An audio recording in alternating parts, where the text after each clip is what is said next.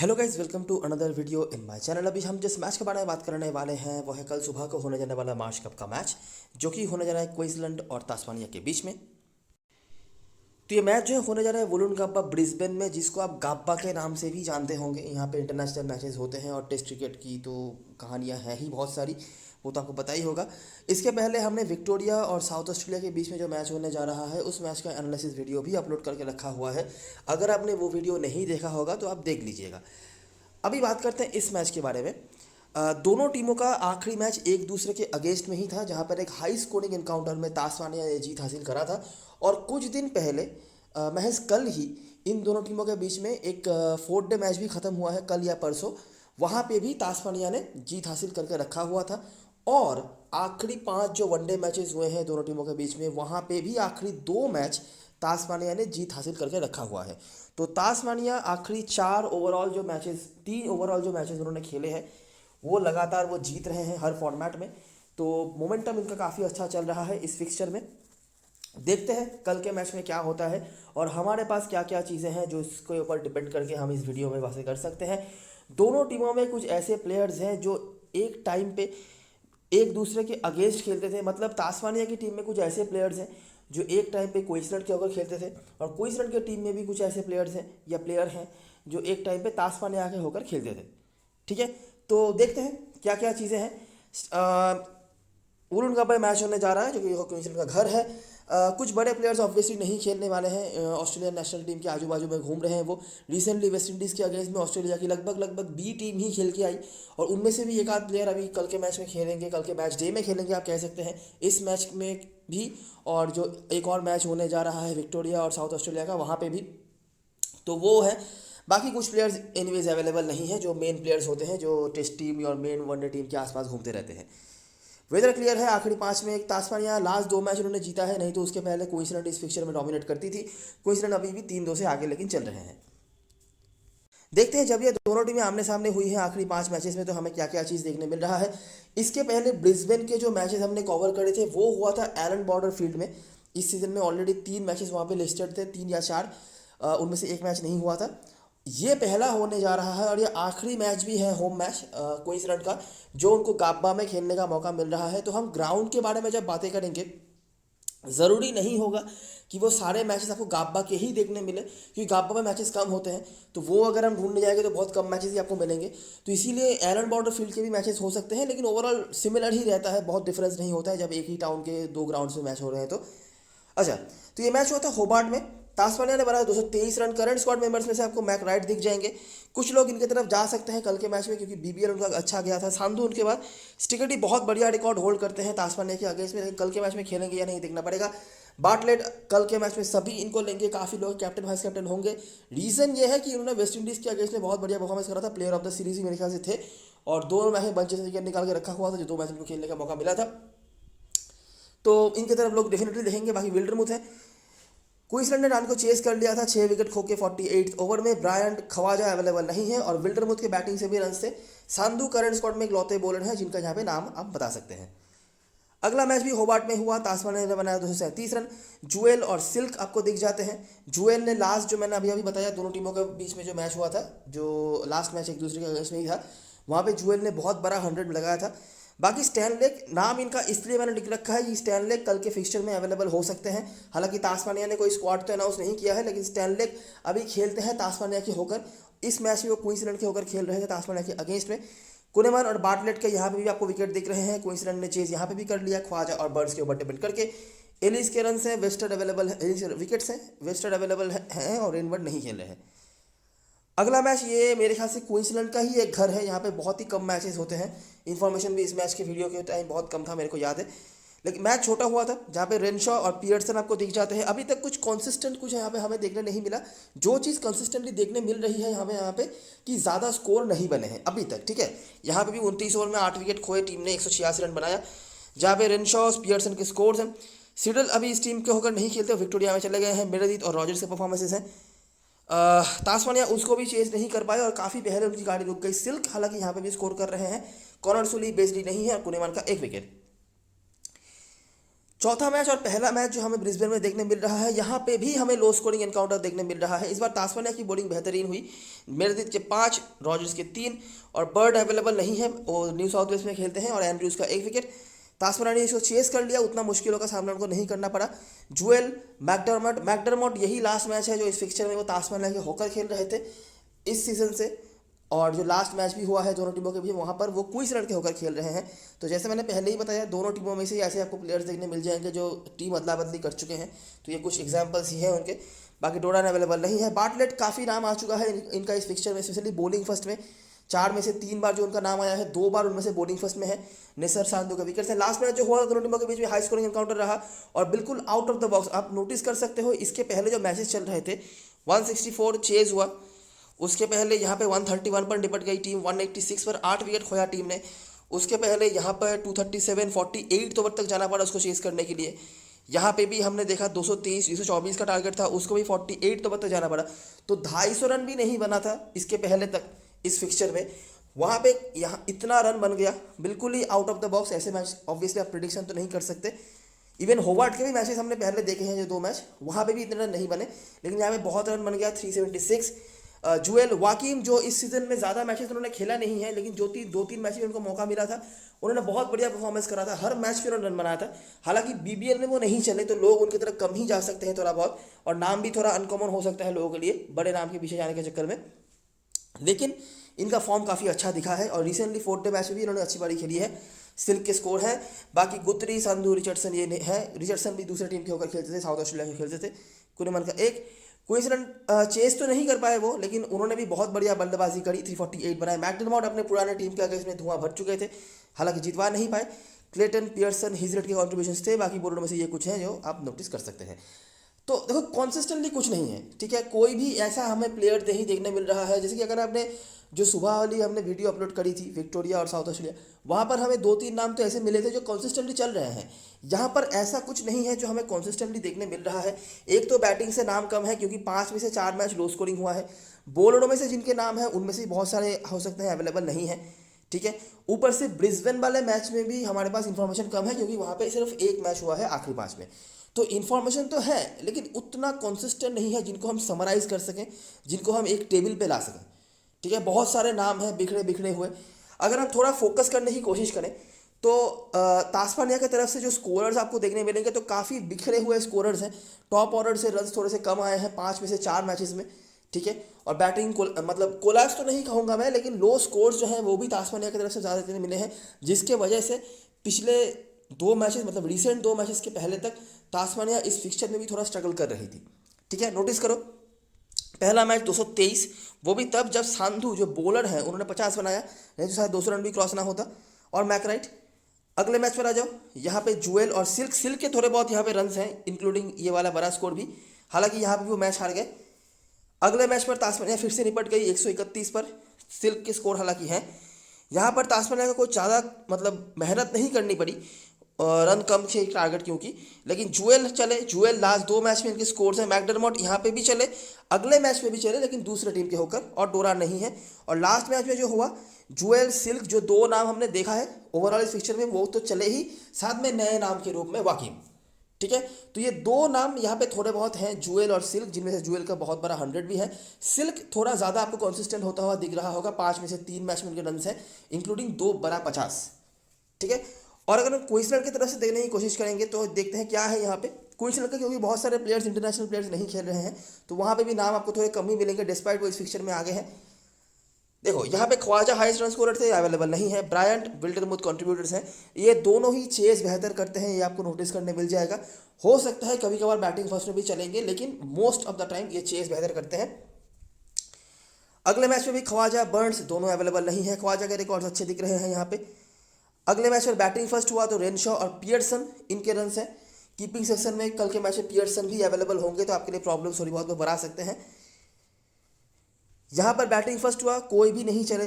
सिकेटी ने कुछ रन बनाए लेकिन उसका कोई फायदा नहीं हुआ। और लास्ट मैच जो हुआ क्वींसलैंड वापस से हारी, लेकिन मैकडरमॉट जो दूसरे टीम के होकर खेलते थे, हिजलेट, क्लेटन, ये नए प्लेयर्स हैं, इनका आपको ज़्यादा नाम नहीं देखने मिलेगा, और पियर्सन के नाम आपको देखने मिल जाते हैं। तो क्वींसलैंड की तरफ से फिर भी हमें कुछ नहीं देखने मिल रहा है। तास्मानिया की तरफ से 1-2 नाम है जिनको हम थोड़ा बहुत कंसीडर कर सकते हैं।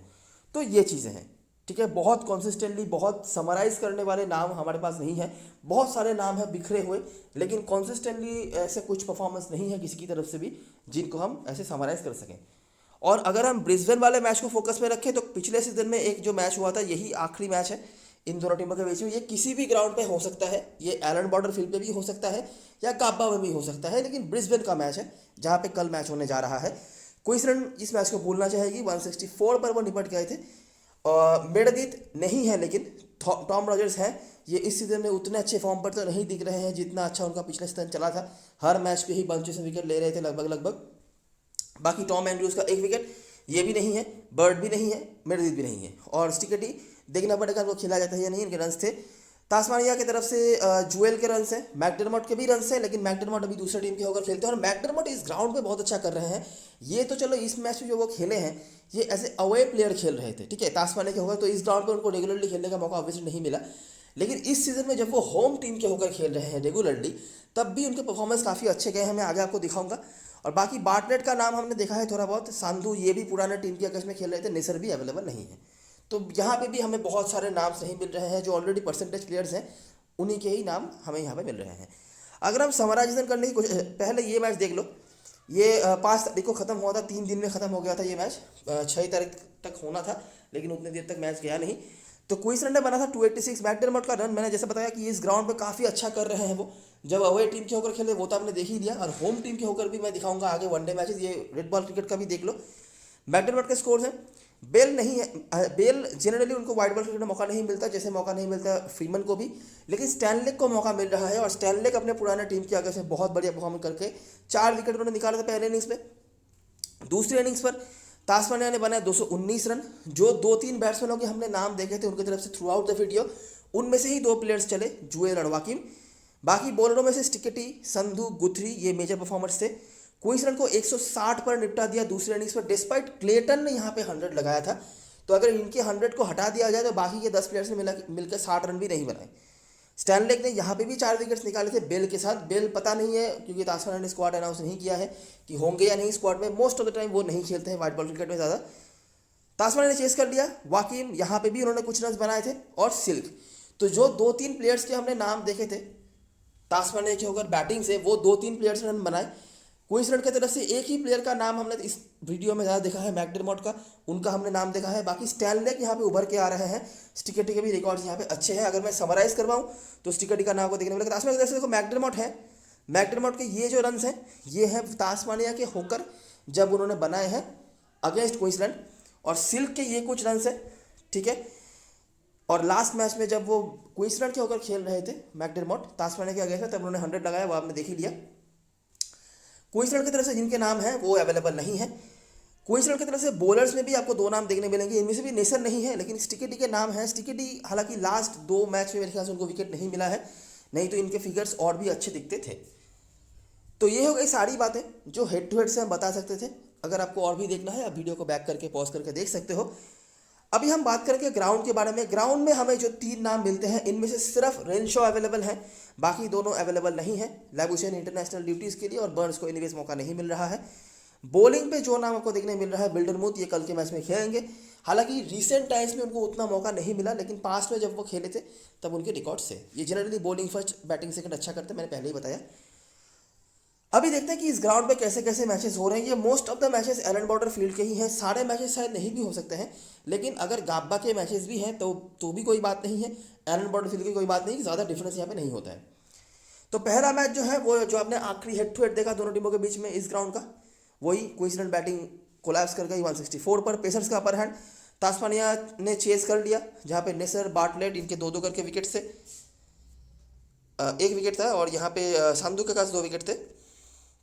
ये भी सारे पेसर्स ही हैं। दूसरा मैच विक्टोरिया बनाम क्वींसलैंड, इस बार भी बैटिंग फर्स्ट करने वाली टीम निपट गई। स्टिकेटी, नेसर ये नाम रिपीट हो रहे हैं केन रिचर्डसन, संधू, स्वेप्सन के विकेट से। क्वींसलैंड ने चेस कर लिया, जहाँ पे रेनशॉ, जैसे मैंने पहले ही बताया, चेस बेहतर करते हैं। ऐसा नहीं है कि बैटिंग फर्स्ट में रन नहीं कर सकते, लेकिन मेजॉरिटी ऑफ द टाइम्स आपको दिखेगा कि रेनशॉ और ब्रायंट ये चेस बेहतर करते हैं। बाकी टूलॉफ का परफॉर्मेंस रहा है, पेसर्स का अपर हैंड। अच्छा, बीच में ये 2 मैचेस हैं जो एलन बॉर्डर फील्ड के भी हैं, ये पर्टिकुलरली एलन बॉर्डर फील्ड के ही हैं। यहाँ पे भी देख लो, सिमिलरिटी आपको समझ में आ जाएगा। यहाँ पे देखो 321 बना था क्वींसलैंड ने। करंट स्क्वाड मेंबर्स में से आपको रेनशॉ मिल जाते हैं, यहाँ पे बैटिंग फर्स्ट में रन है, बाकी तो कोई अवेलेबल नहीं है।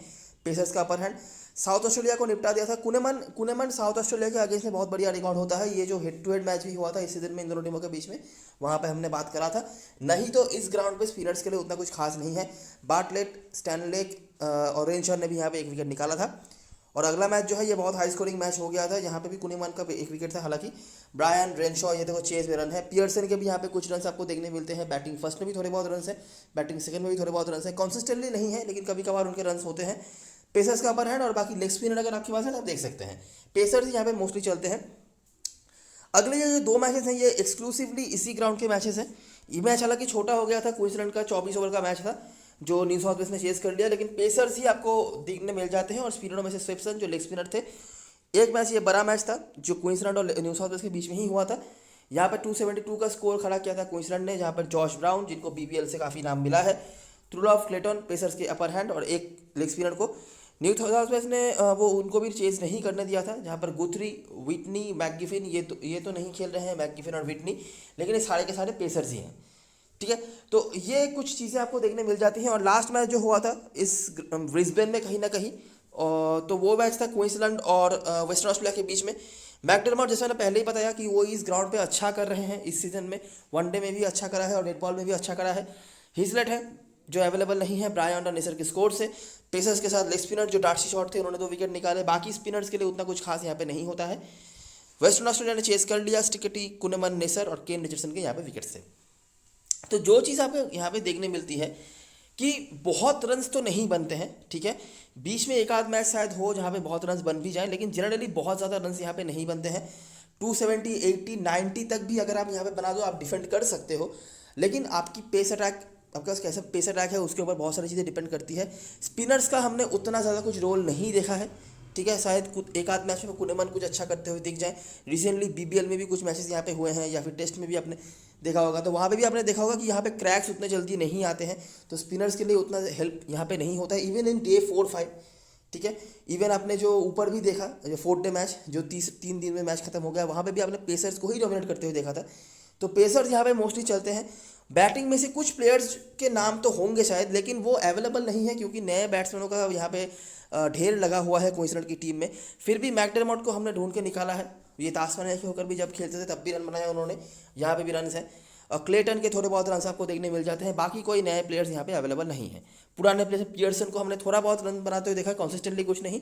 और रेनशॉ और ब्रायन का तो मैंने बताया ये चेस बेहतर करते हैं। रेनशॉ को शायद आप इनिवेज लेके चल सकते हो, ठीक है। तो ये हो गई सारी चीज़ें जो ग्राउंड से बताने लायक था। हेड टू हेड की चीज़ें हमने पहले डिस्कस कर ली है। आई होप आपने सब कुछ सही समझ लिया होगा। अभी हम बात करते हैं प्लेइंग यूनिट के बारे में। तास्मानिया ने कोई स्क्वाड अनाउंस नहीं किया है तो हमें पता नहीं क्या हम उम्मीद रख सकते हैं। तो विदरॉल्ड और सैलेब जुएल ओपनिंग कर रहेंगे इनके तरफ से। विदरॉल्ड जब साउथ ऑस्ट्रेलिया को खेलते थे बहुत खास कुछ इनका रिकॉर्ड नहीं था। एनीवेज ये बहुत इनकन्सिस्टेंट प्लेयर है, ठीक है। मैं कुछ नेगेटिव तो नहीं बताना चाहता, मैनिपुलेट नहीं करना चाहता आपको, लेकिन पॉजिटिव बताने लायक भी मेरे पास कुछ है नहीं।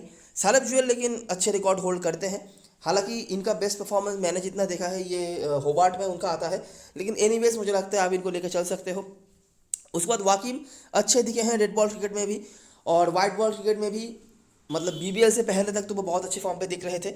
जॉर्डन सिल्क जो 2-3 बैट्समैनों के हमने नाम ढूंढे हैं उनमें से एक है तास्मानिया की तरफ से। Mac Wright, Webster, Mitchell Owen, Rogers, Ellis, Patrick Dooley और बिली स्टैनले जो अपने पुराने टीम के अगेंस्ट में खेलने आने वाले हैं और इस ग्राउंड का भी उनका काफ़ी एक्सपीरियंस होगा।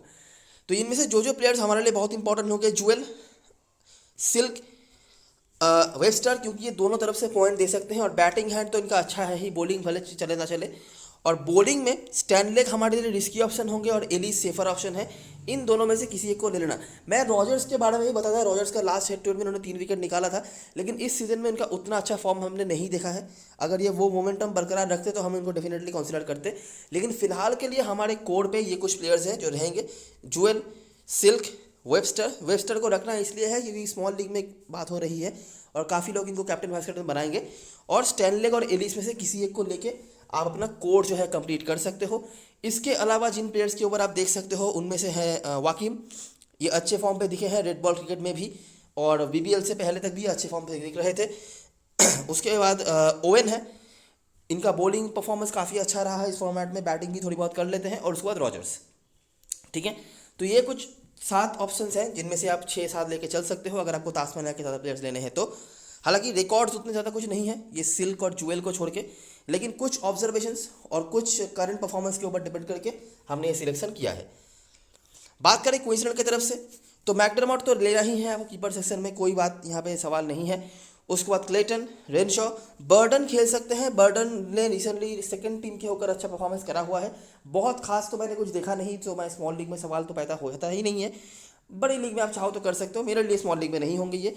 उसके बाद ब्रायंट है, पियर्सन, विल्डरमुथ, बाटलेट, कुनेमन, सांधू, यहाँ पे मुझे लगता नहीं कोई एक्सपेरिमेंट करेगी टीम।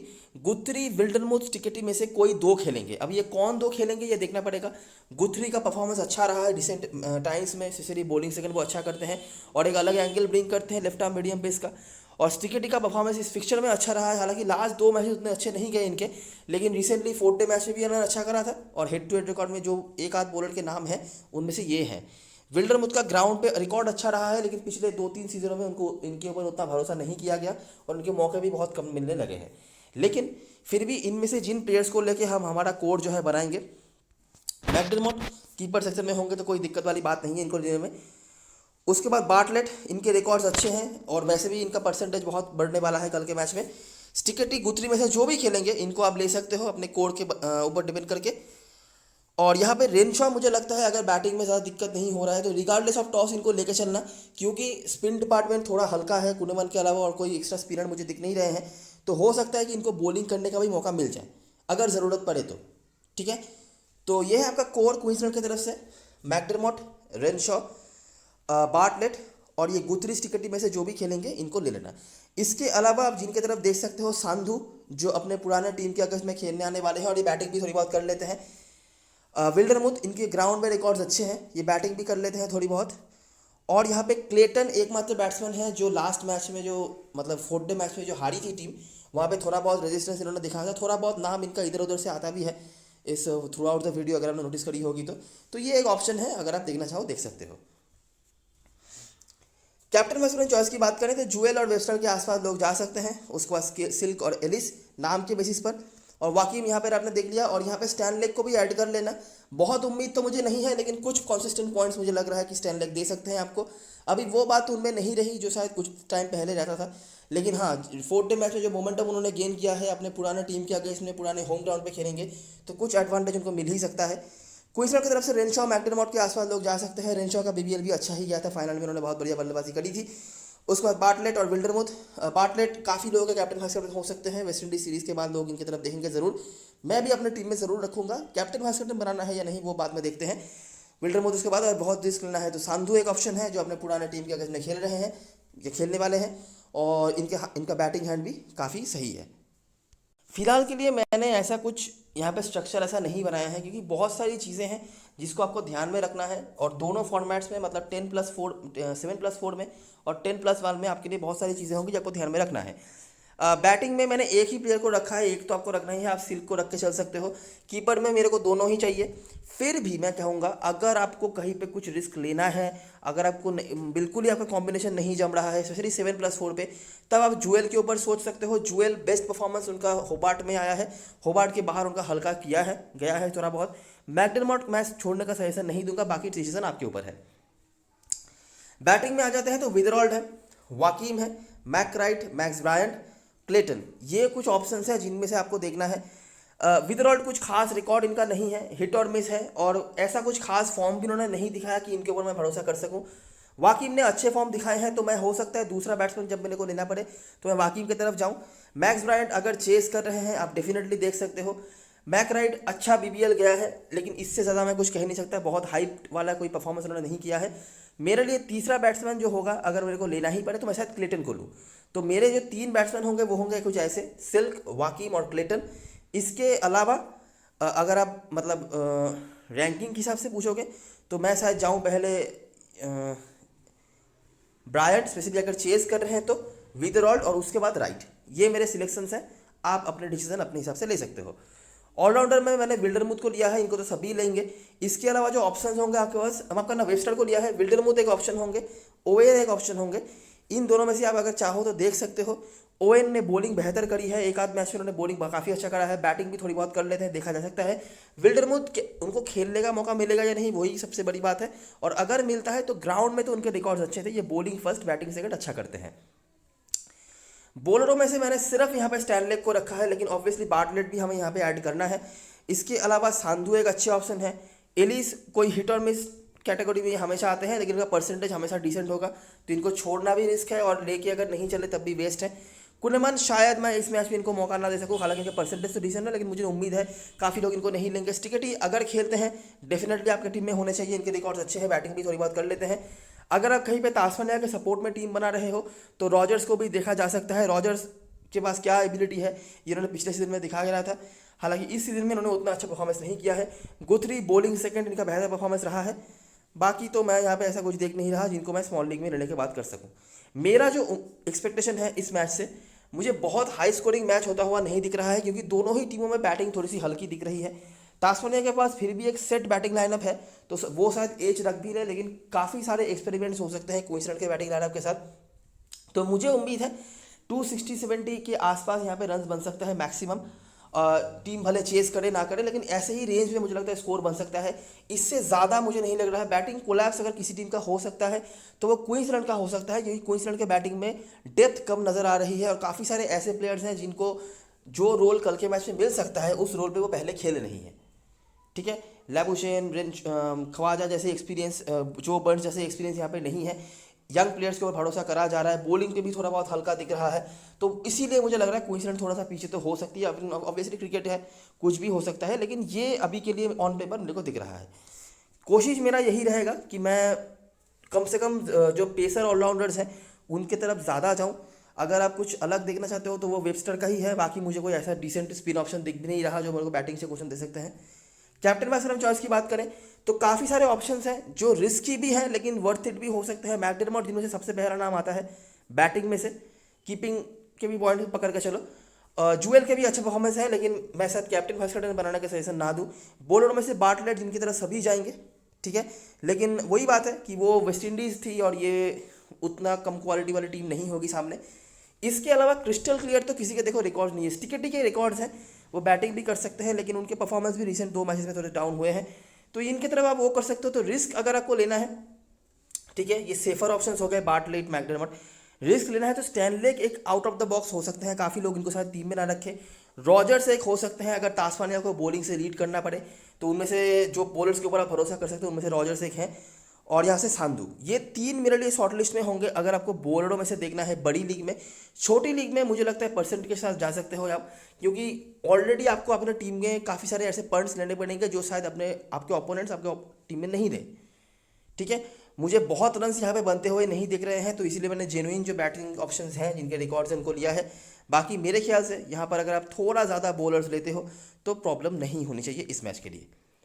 ठीक है, तो ये रही सारी चीज़ें और सारी एनालिसिस। अगर आपको वीडियो पसंद आई हो तो लाइक ज़रूर करना, सब्सक्राइब करना चैनल को, टेलीग्राम चैनल पे ज़रूर ज्वाइन हो जाना, क्योंकि लास्ट मोमेंट पे सारी अपडेट्स वहीं पे आने वाली हैं। तब तक के लिए best luck for this match and good bye for now.